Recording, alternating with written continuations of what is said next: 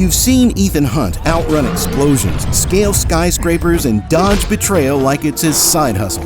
But beneath the adrenaline and the epic stunts lies something deeper.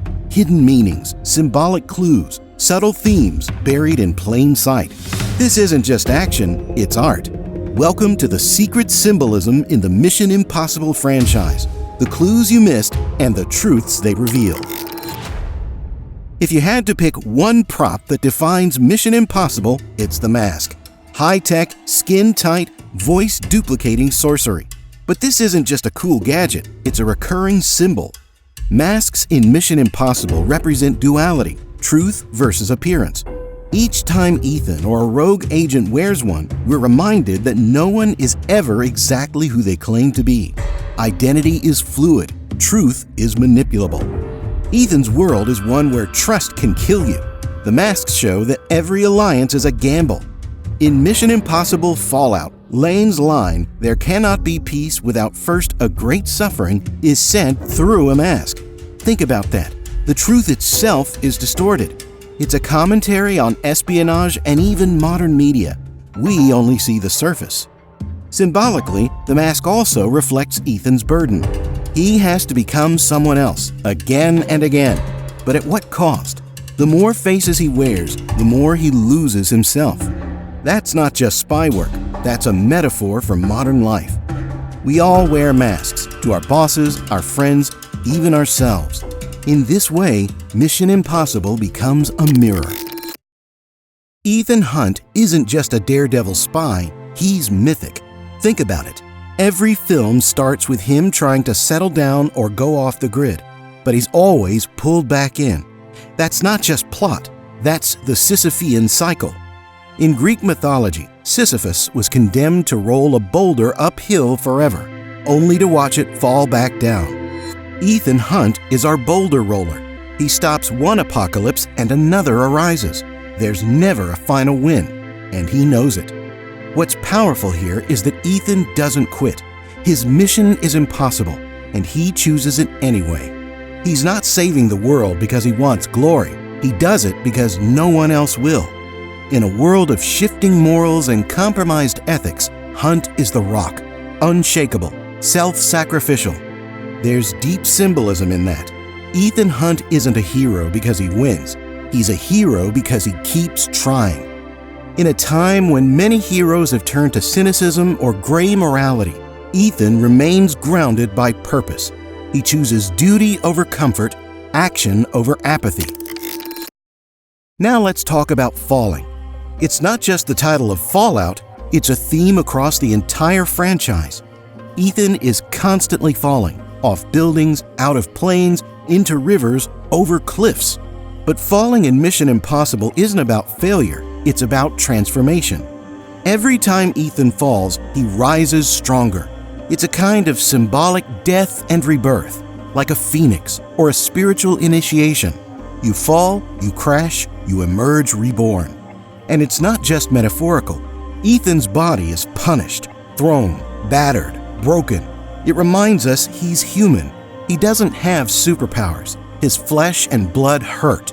His scars are symbols of sacrifice.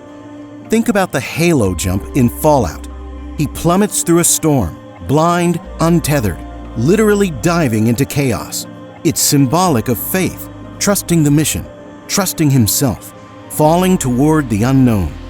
Even the stunts reflect this symbolism. Tom Cruise's insistence on doing his own death-defying stunts makes every fall feel visceral, real, like we're watching a man walk the line between mortality and mission.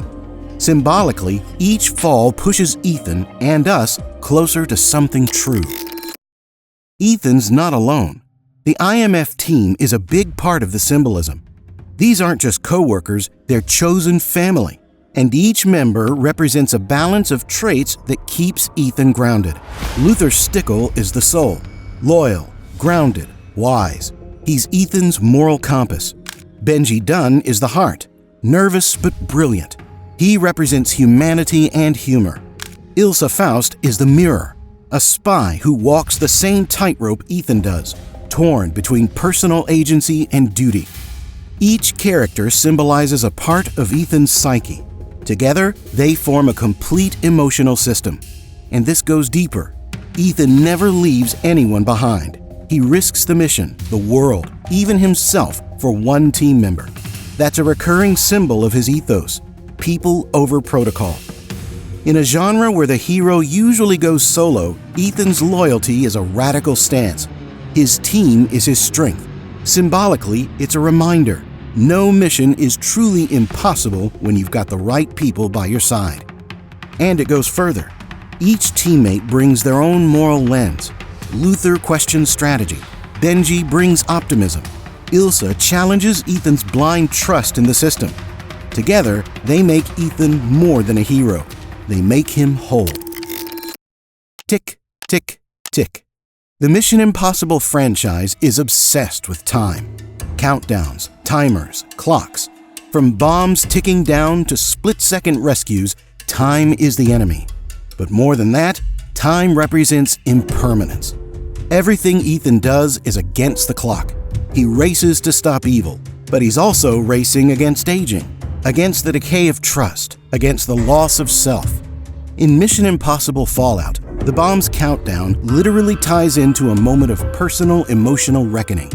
He's saving the world and his soul in sync. There's also the meta-symbolism. The series itself defies time. It's been nearly 30 years since the first film, and Tom Cruise is still sprinting full speed, practically daring time to catch him. That's no accident. These films are about legacy, what you leave behind, how you're remembered. Ethan fights the future, yes, but symbolically, he's fighting to stay present.